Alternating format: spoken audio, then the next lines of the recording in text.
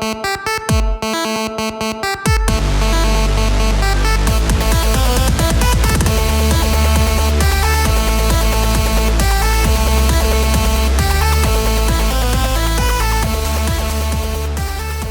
morning, good evening, and good afternoon. Welcome back to Nerdin' Out. It's, man, I even took a deep breath and I still, take your time. Yeah, no, I'm okay. I'm all right. Welcome back to Nerdin' Out. This has been a very long time coming. We've been very busy. In case you forgot, my name is Evan, and I'm here with my two very close friends. Do you guys want to reintroduce yourselves? We don't have to introduce David. He's kind of annoying, but I'm Nathaniel. What's up, guys? Yeah, that last guy was kind of just. Nope, dude, just shut up. Come on, are you serious? Like I thought I made it very clear. All right, go ahead. Fine, I'll let you go. Hi. David. I too am David, the man of hatred, but of a subtle kind. More of like an onlooker while you're shitting in a public park that makes perfect eye contact with you. And you just keep shitting, understanding there's nothing they can do to stop you, but there's everything they can do to not look at you.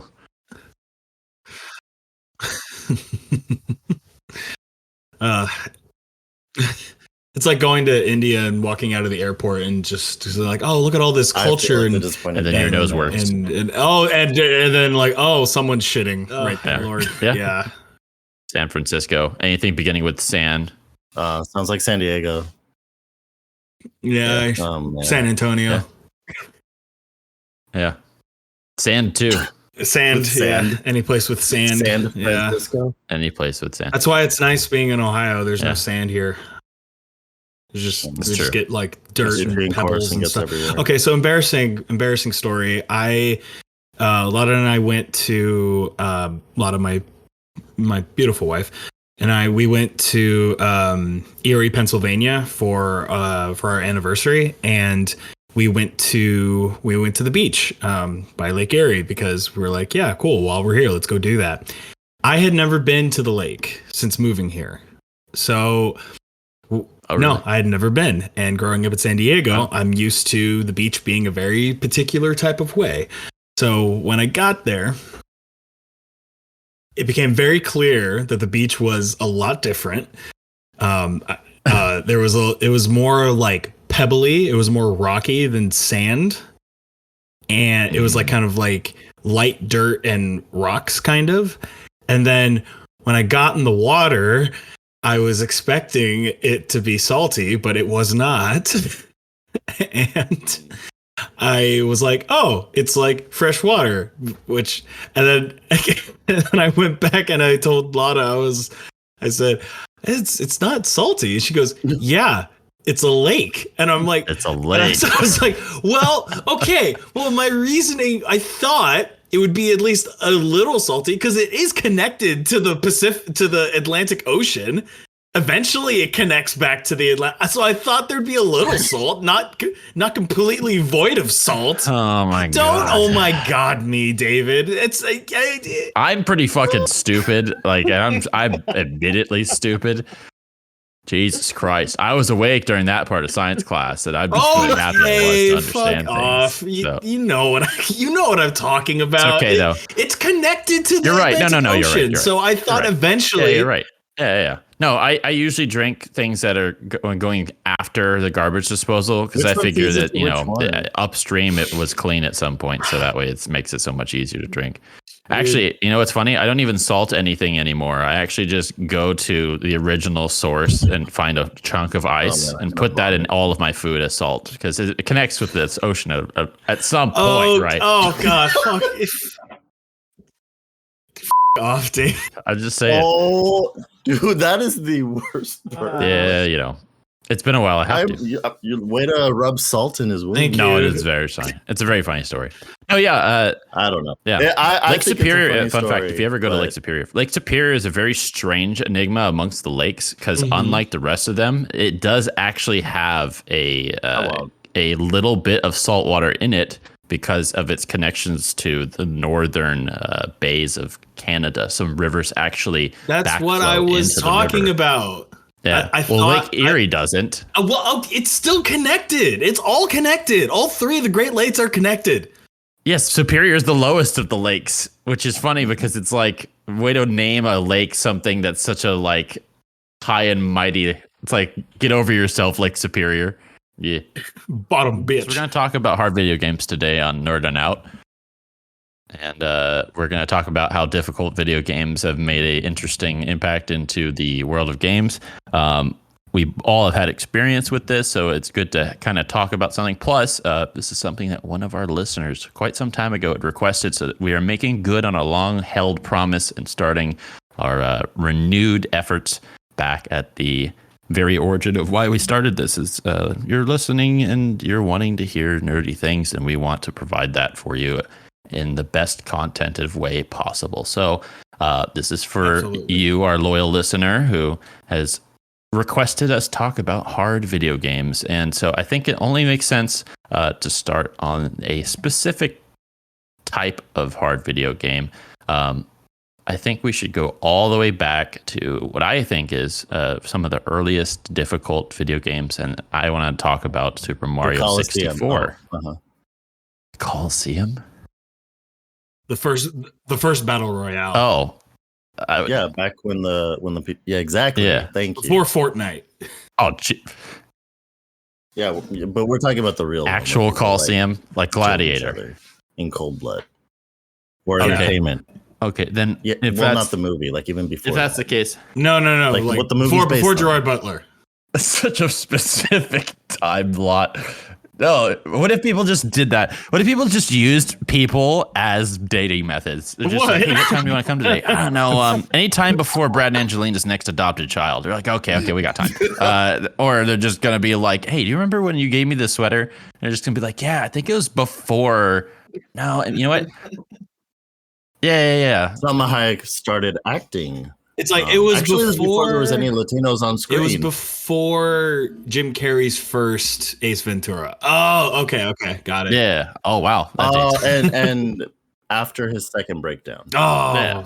It's like, oh, hey, Hollywood really lost a gem with Jim Carrey. That's such a shame that he retired. No, Jim Carrey lost a tumor by getting out of Hollywood. Well, no, that's what I'm saying. Like yes. Hollywood really f***ed up, and they lost like a really good actor because he was finally just like, no, this whole system's fucked. I'm getting out of here, and they really messed up. You gotta to scare Jim Carrey off, like that takes a lot. He was at that cusp a couple times, but he just had to keep coming back. Mm-hmm. That's kind of the harsh reality. Yeah. They get you like a fish on a hook and just kind of keep you there. Yeah. Anyway, so Mario 64. Yeah, I find that if we not a particularly fun game that I remember, but I know of it. I think if we're talking about hard video games, I think we should do this in the context of the progression of time and what difficult has meant to the gaming community. And for me, a very good place to start would be Mario 64. It's one of the largest games of the time. Has I was not even. When did it come out? Young. Mario 64 came out in the very early 90s. I want to say 93 maybe. I'm going to Google it so I don't. It was 96. It was 96. I was but a 1-year-old bab at the time. Mm-hmm. I was 2. So the reason it was difficult is because you couldn't even form a word or I was starting to speak. Waiting in line for that was difficult, especially because I wasn't able to hold any of my own bodily functions at the time. You were still your pants at 2? 1. I was 2. Sorry. I mean, if you want to admit something right now, you can. I mean, if that was a Freudian slip, I accept it. I mean, I definitely did. Never mind. We're not going to talk about that. Anyway, so talking about shitting our pants. No, the community shat their pants when this, at the time, one of the largest games on a console, Nintendo 64. It was in the time. It was one of the largest games. It had quite a swath of playability, and especially it was 3D given the types, Mario.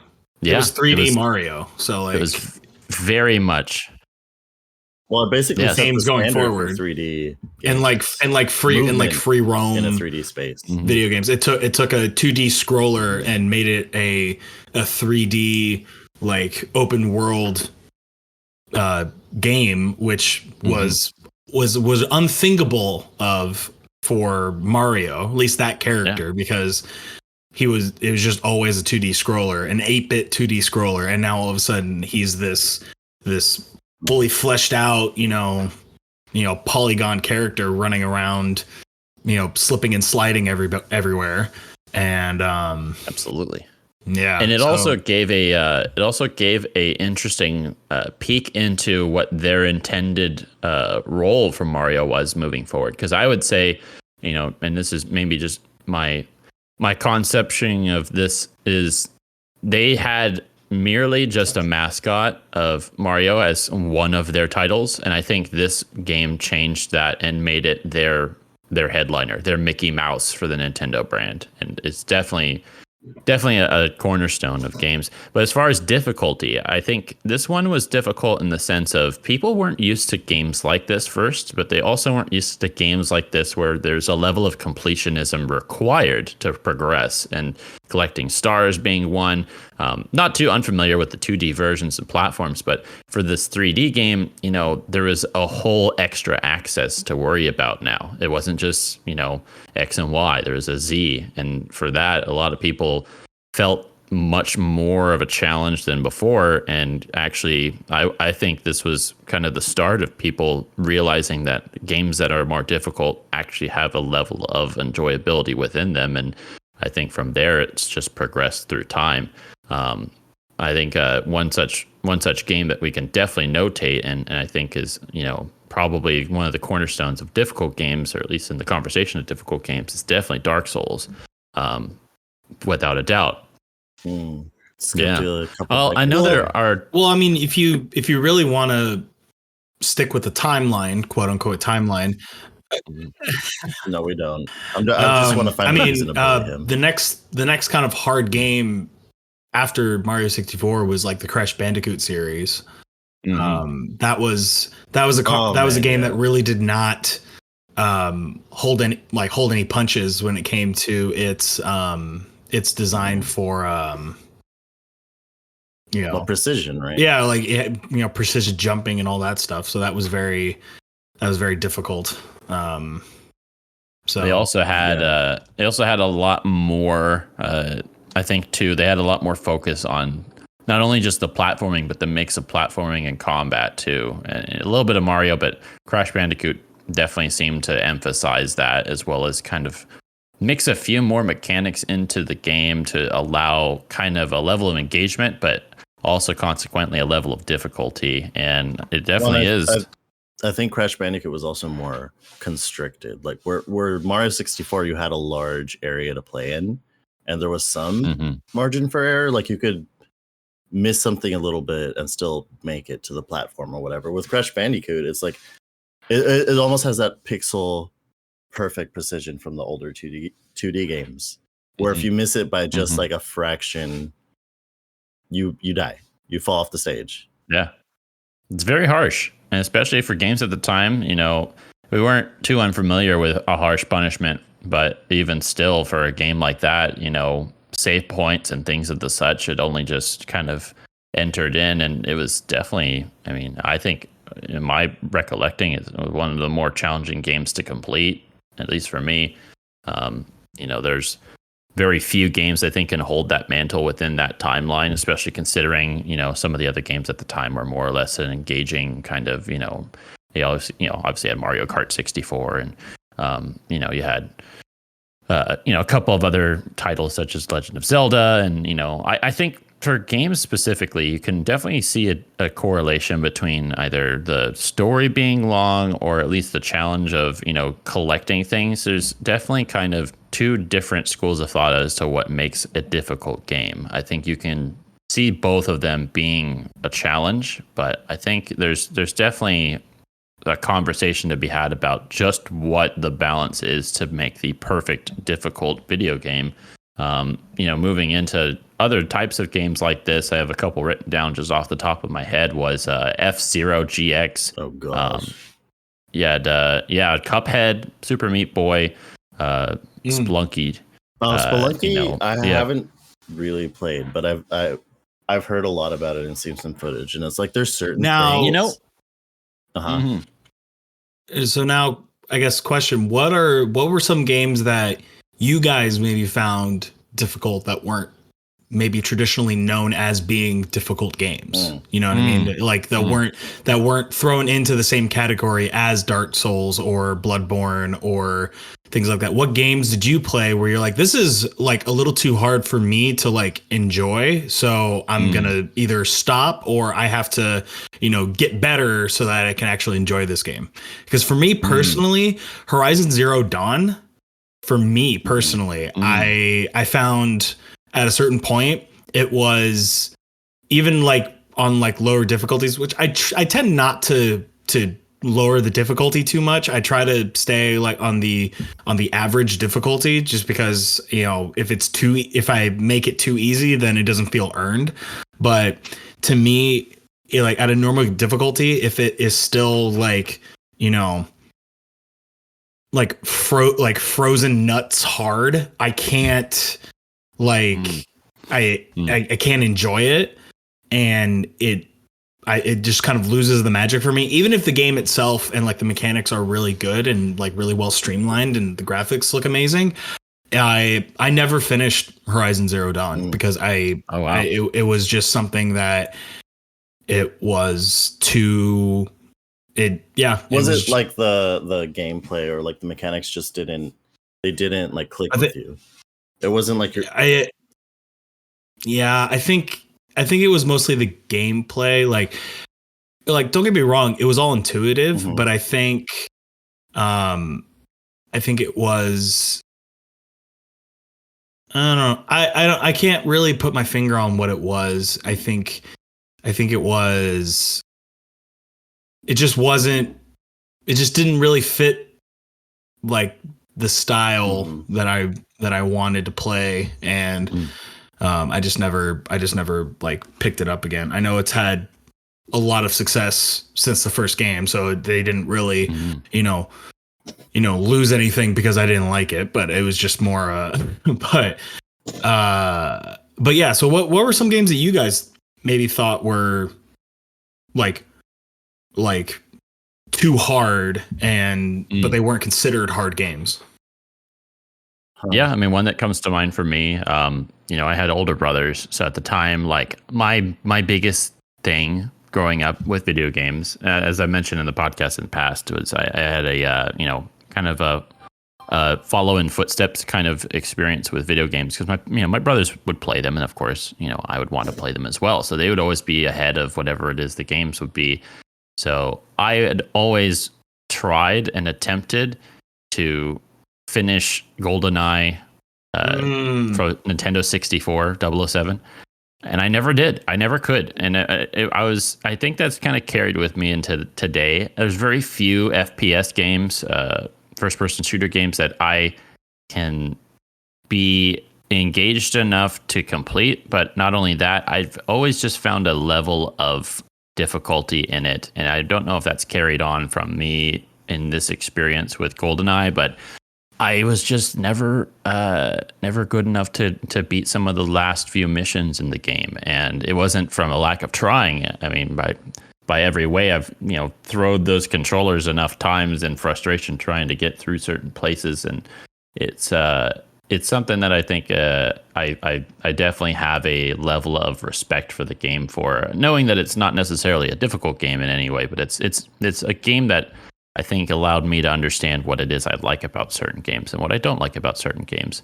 And that being said, now being a fan of certain franchises like Bloodborne and Dark Souls, and some of the games I know that I like are difficult in a much more tangible way compared to it. But as far as how that's carried, my respect for difficult games, it definitely makes me realize that certain games may or may not be difficult purposefully, and other games may be exactly that, built to be difficult, especially, games like Super Meat Boy and Cuphead and Battletoads, certain games that are just, they're meant to be not possible without constant practice and repetition and being, aware of patterns in video games is, I think a useful skill to have. Yeah, I think the especially difficulty games. of talking about difficult games is that unlike these two suckers, I'm good at every single game I've ever played. And like people are like, this game is really difficult. Like Dark Souls is really difficult. And I'm like, I don't know what you're talking about. Like people have beat it with dance pads, like without getting hit. Oh my God. And I've done that multiple times. And when I lie this way, I realize that I also am bad at a lot of video games. And a lot of times it has to do with direction. I'm trying to go somewhere in the game. And sometimes there's like a dotted path and it's so obvious and I still get lost, much like in real life. I find that a lot of times games are well designed, but my mind works a certain type of way and trying to find out where to go. I still end up lost. And do you find that when you're playing those games in that way, is it more of the intrigue of like, what's around the other corner? I know this is my path. Nope. But what's around these corners? I spend maybe like an hour sometimes in random games being like, I've been trying to find the path for an hour and oh, it's here. Oh, that is the most obvious thing. But I've been thinking like welcome to my experience playing Ocarina of Time. See, my experience with it was like I had a guidebook and I was a kid. So you cheated. Yes, I cheated. And then once you play the game with the guide, you already know how to do it when you play it again. So it's like, oh man. Cheating. Actually, when we first got that game, I didn't have money to afford guidebooks like you rich son of a bitch. There's a library card, friend. That's where I got. I mean, you think I was educated enough to have a library card, David? You don't need to be educated to get a library card. They just give you the f***ing shit. It's already been associated with like half of the reasoning why our like people don't have education because they don't use that. Fine. I say we should cancel libraries. Terrible. And just go online. But anyway, it's already well established that I'm stupid. Okay, so I don't need you to. You are not. Shut up. You are not stupid. Make me. You are not stupid. You're just not book smart. I'm not either. I know a bunch of random bullshit that makes no sense. I know that wasn't supposed to be. I know that wasn't supposed to be a burn. But hey, you know what? Here's the thing. If there's any intellectuals, no. If there's any intellectuals who are listening to this, one, congratulations, you have collected and amassed useless information that will die with you. And secondly, most of the people who go and learn certain things, almost 28% of the stuff you're learning is going to either be forgotten within the first year, and the 40% of stuff that you're learning academically to reach a certain degree is going to be unuseful in the degree that you're learning. So how does 68% of uselessness that you're paying for sound right? No, I'm talking about in general. I didn't finish school. I didn't finish school, Nathaniel. So no, he can't be talking about me. Oh my gosh. Yeah. Am I stupid? Both of us didn't. Okay, here's the difference. Certain degrees have a level of engagement, right? And I don't know why we're getting distracted by this. So video games. The difficulty of education, I think, and how it only caters education is the most difficult. The futility of the education system. Yeah. Education is the most difficult game of all because everyone loses. Everyone loses. Life, yeah, then absolutely. That's the most difficult game of them all. Absolutely. No. Yeah. Circumstantially wrapping around back to things. Is that the right word? I think it's circumspectively. Yes, that circumventing, is the right word. Circumcised, Not that one. Not that one. Not that word. It's circumference of the square. So pi. So actually, going back to actual difficult video games, Bloodborne. Okay, so Bloodborne. Never played it. I played maybe. It's one of my favorite games, but I didn't beat it until last year. For the first time, it's tough. I love the gothic. It looks really good, and I've watched gameplay of it. It looks like the people who are playing it are having fun. I know I would not enjoy it. Half the time, I was not having fun. I was very mad and upset. At least you're honest about it. Yeah. So I started it is the game definitely back on PS3. Oh. And was it on PS3? I think it was that far back, right? It was PS4. Yeah. You know what? Why are we guessing? We have the internet. Yes, that's true. Hello, internet. Blood. I'm not looking it up, but like one of you can. Yeah. It was a PS4 game. I was gonna say, I was pretty sure it was PS4. I was gonna say, you know what, I think we didn't start torturing ourselves until the PS4 gen era. Oh, I started when I was born, but so Bloodborne. Isn't every person Bloodborne? So ew. I played it originally. Yeah, I'm sorry. I played it originally on the PS4, and I think I sunk about 20 hours into it. There was a lot of.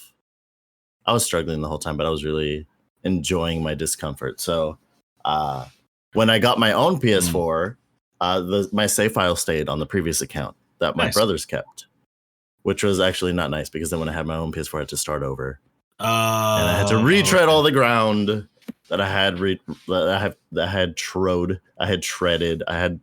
trod. Anyway, so rotten. Yeah. So when I played everything that I had played I actually don't know. So when you're the English major, Nathaniel, you should know that. When I troded the path 68% Evan. Right. When 68%. I Tron 2. Okay, so when I started the game again on my own PS4, I think I got around to the same area that I had previously. And it was just like I'd pick up the game and I'd always get stuck on the same spot. And then I would make a little bit of progress. And then I'd get stuck. And then I'd keep coming back to it like every few months or so. And I finally beat it last year. The thing is, almost every place in the game that I got stuck or had difficulty with, it wasn't because the game was poorly designed. It's because it was just a big part of games like Dark Souls and Bloodborne is if you don't consistently play it and maintain that level of skill, you're gonna have a hard time every time you come back to it. Because once you take a break for more than like a few weeks, absolutely, you have to relearn a lot of the mechanics again, and like the difficulty does go up the further you go on. So I just came back to the game and I'm like, oh, I suck at this game. I don't want to spend a few hours getting good again. Let me put it on hold again so I can repeat the process. But yeah, there's definitely a difference in, like, it's not riding a bike. Like, you put it in a very perfect way. It is definitely like you have to kind of sync yourself up with the timing of the game almost, because you have to get used to, okay, I'm dodge rolling here, I time my attack here, I'm casting here. It's very challenging.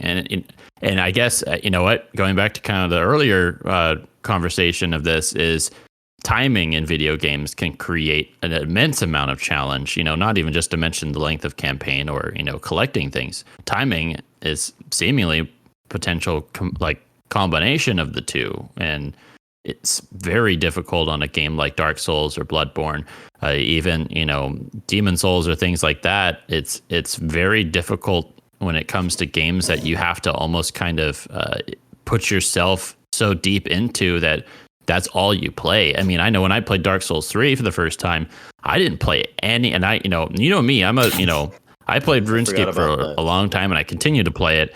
And it was one of the few games that made me literally just like, I had to just do only Dark Souls for months just to do everything I wanted to do in the game. And, you know, the ambitiousness of the developers in making these games, understanding kind of, okay, we need this to be just challenging enough they'll still want to come back to beat it, you know, but not so challenging that it's like, all right, put me somewhere else. I don't want to do this anymore. Back, and I think it's that we hate ourselves enough to put up with that. It's like, I love being abused, and when I go back to Bloodborne, I'm reminded how much I love it and how much I miss it in my life. And I'm being very sarcastic, but there's like a modicum of truth in there. No, you're right though. Yeah, no, I think it's kind of I think you're on the right pulse there. I think it's kind of a level of, it's not necessarily our you know, masochism of wanting to suffer, but I think some part of it could be just for you. It's good. Yeah, but it's like when you overcome that you're like, I think all this suffering was worth it. Exactly. Yeah, there's that rush of dopamine afterwards. I'm like, bro, that comes. And I do be good at the game. or you just got lucky that one time. But that's we're gonna enough. ignore that I got lucky so many times and just be like, I was good. I think. Yeah, I mean, I think that you can find catharsis in a lot of different ways, and sometimes if you're dealing with something stressful outside of the video game, outside, in the real world, where the grass is, and you thank you.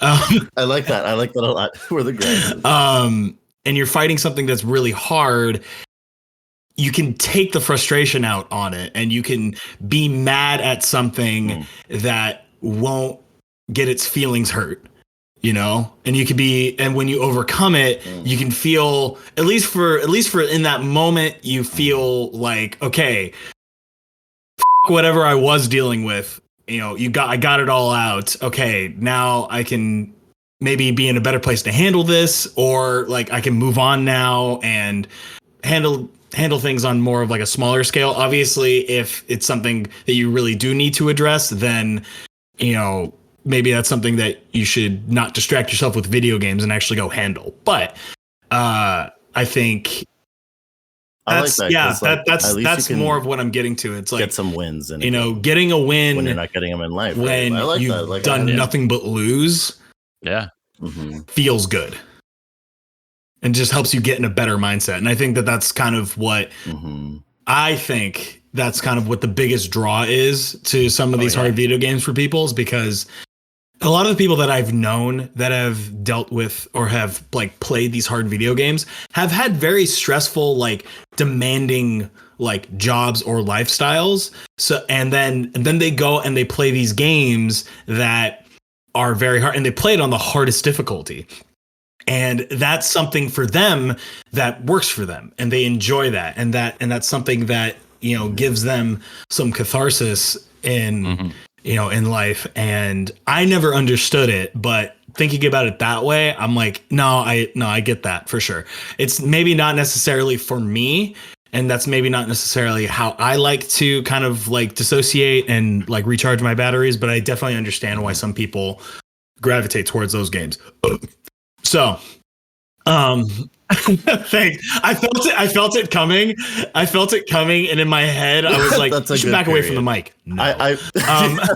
It's like, period. Yeah, punctuation. Right.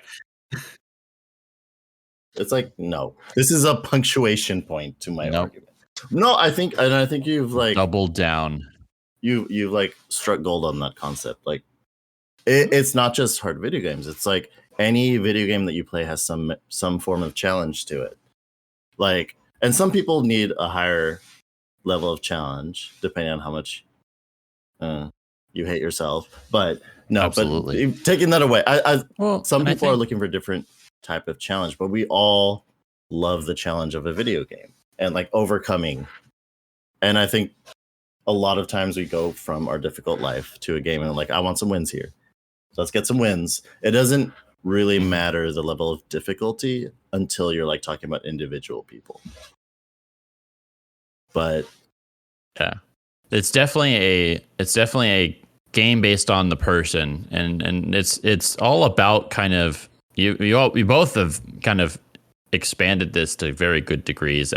I feel like most of my understanding of hard video games, I see it on kind of a level of like accomplishment or achievement. And the only example I can currently give is a close friend of mine, Willie, and I are both finding a passion in Halo Reach again. And it's one of our favorite of the Halo franchise. And it's what bonded our friendship in the earlier days. And so we both kind of were like, what we've never done Legendary on like the co-op setting for this game. And we both kind of were like, all right, well, you know what? It's one of the last things we've yet to do. Yeah. And so we've been slowly, progressively playing through it, and we have all the skulls on. So it's like as hard as the game could possibly be, and it's like very, one shot, you're dead. Yes, it's almost that. It's very, very challenging, and we've both played the game tudinous numbers of times beforehand, and we know where secret, hidden things are, and where every gun drop is. So it's. We both are, what most would, seasoned experts, if you want to call that, but we're both very understood of what the game is. But with all of these difficult settings turned on and all of these, all of these barriers keeping us from what we think is, success. We're doing it for the circumstance of, the achievement, the hurdle, the accomplishment. And achievement hunters specifically are, probably some of the people that are making up the greatest swath of people playing these difficult video games, and probably the most vocal of the ones who are complaining about the difficult video games. Because if you have somebody who's trying to either, get every single achievement, or, whether that be Xbox or Steam or, any console, really, the achievements that are left in the game and are left for people to, accomplish, that can sometimes be the driving force to why people consider them a difficult video game. And GTA is a good example. Like, I know you really like Dark Souls, but like all three of them, I hate Dark Souls. It's part of it is a difficulty, but I just don't get those games. And I hate falling to my death. And I hate that everything, like, dude, I just don't get those games. I think Dark Souls 3, I've put the most time into back in the day. I beat like the first mini, like, introduction tutorial boss, the one that has like the weird black, like, oily crap turning into like a dragon. But I hate Dark Souls so much. Yes, like, I don't get it, because I really like Bloodborne. I really like Elden Ring. I beat Sekiro. That was impossibly hard. I don't know how I beat that game. It was just sheer will. Oh my gosh, I hate it. Well, I love it, but I also hate it. But like Dark Souls, I just hate it. Don't play Dark Souls. It's nobody should like that game. Any of them. I think it's time. No, I don't. Do you feel like there's no redeeming feature to it? It has good aesthetics, I guess, but like, for me, I hate Dark Souls. Everyone, you should hate Dark Souls. Personally, do you feel like there's a level of disjunctiveness with story? Because I've heard that's definitely a big derivative of frustration. Because you just get thrown into it. Dark Souls, the story doesn't really matter to me. I mean, that's interesting to look into. I genuinely feel like the story is not something that people focus on. And whenever I hear people talk about Dark Souls or any of like the Soul games like Bloodborne and Elden Ring and things like that, very rarely do I hear anyone raving about the story. It's a small, and it's always about the boss fights and the funny, like, like, oh, the pot guy stuck in the ground, and like it's always like the fun little things in the game that make it good. And I've never heard anyone talk about like the lore of the games and why they matter. There's a very small, like, there's maybe community to it, but it is small. Most people are just right. Like, that's what I mean. But they're the minority. They're the minority. And I've only ever heard of people talking about like how hard the games are, and like the really crazy boss fights, and like the builds, the really stupid funny builds, the meme builds, the weird translation, and exactly. Yeah. So I've never really heard anyone rave about the stories, and I feel like the stories are they matter a little less how much I hate than like the actual exactly. But, I think wrapping that's to Evan's point of like different types of people play different difficulties for different reasons. Like, we all need that challenge. Yeah, everyone's entitled to their own. I sound more mad than I actually am. I just want to sound like I hate Dark Souls more than I actually do. But we all play video games. Well, I mean, I feel just as strongly about my dislike for like Ocarina of Time and Majora's Mask, but like, I'm not apologizing for that. Apologize now. But only in all caps. No, and I refuse. Times New Roman 12 point. I don't think I get that option on Discord. We'll find that option for you. Terrible. But Oh man. Well, even still, I think we've hit some pretty good points when it comes to hard games here. And if you want to hear us talk more about them and go into more detail, there's definitely more to be explored here. I feel like there's some other topics within the topic. Actually, just towards the end, Evan, you really got a very good circumstance to talk about how are hard games good, but taking away from their other things. Because I, as a person who likes Dark Souls, it does have a very, like, granted, it is not in any case like God of War where the story is driving everything, but it has a very good story. So certain hard games are actually kind of hiding their better features kind of underneath the skin. And but anyhow, I mean, if you're playing it and if you're paying attention to it, then yes, like you'll pick up on the story. But people who haven't played them or are not really interested in it, like the story is never usually the selling point of the game. That was my point. I mean, even with me, who like even still, even like there's so much lore in there. I don't understand it because I haven't spent time on it because I just want to do the hard video game and beat it. I want to do the meme and play the hard video game. I want to do the cut and the slash and the murder kill. I want to play Get Over It and then be angry because it's hard, but that's the point of the game. Yeah, get over it, man. Oh Lord!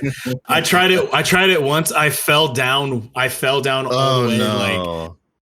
Like I can't remember how far I was, but I fell all the way back down to like the tree, and I was like, I'm done. I'm not playing this anymore. If only life was that way. Honestly, I'm like, I'm never playing this again. Yeah. Yeah. You want to know something interesting? The engine that's used to make that game was what? Thanks. What? Okay, no. Thanks for listening to Nerding Out, everybody. I appreciate everybody putting in their efforts into conversating about these hard video games, as well as the interesting novelty that it has become, especially with games like Elden Ring being so popular. I think it's interesting to see video games take on this new kind of breaking out of the cocoon, as you will, and allowing it to blossom into brand new concepts. And certain things that I'm looking forward to is revisiting this conversation when newer, harder games come out, and we will certainly be talking in frustration with those. But I appreciate it. Anyway, so thank you for listening. We know we have not been the best at video games. Creating consistent content. I know last time we recorded a couple episodes and been like, oh cool, we're gonna be back doing this, and then nope, we I mean, I didn't even think we were coming back, but I know. Awesome. Especially after Nathaniel and I's beef. Don't want to. There was no beef. I mean, I had to move across the country just so that way the restraining order was within the jurisdictions, and not to bring up legalities, but I'm sure that legalities. We live in the same trailer camp. I don't know what you're talking about.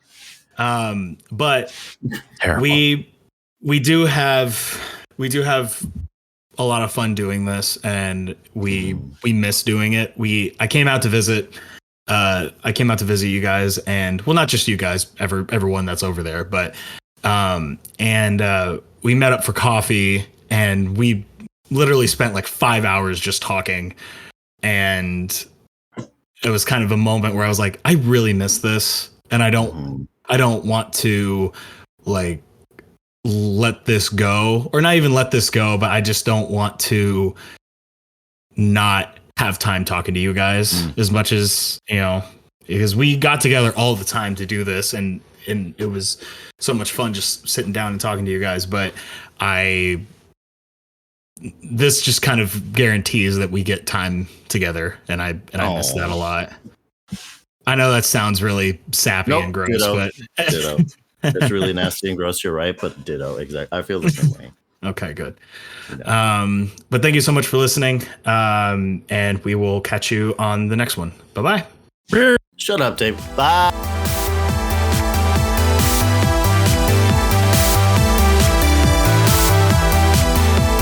Thank you so much for listening. We are on Twitter, Spotify, Apple Podcasts, Podbean, and YouTube. You can also email us at nerdnoutpodcast@gmail.com for any ideas that you have for future episodes. Thank you so much for listening. Follow if you would like to continue to hear all of our content.